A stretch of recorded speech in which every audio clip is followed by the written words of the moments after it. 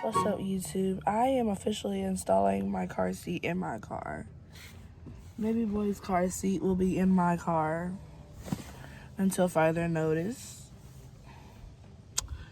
This is my car. It's dirty as fuck right now, but like real talk.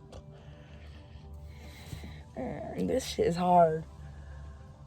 Like, this is really hard. I can't figure out how to get the car seat out the base. I don't feel like going to go get the manual. Fuck that manual right now until further notice. But yeah. And I look like crap. Well, y'all, I figured out what I was doing wrong. There's a little click right here, swipe part, that takes the car seat out the base.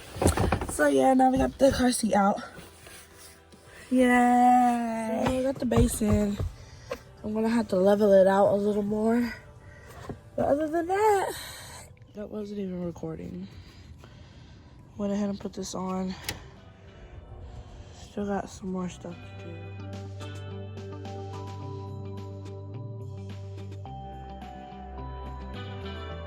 Parts, and I'm gonna have to get something to put here to level it out with this little red line test.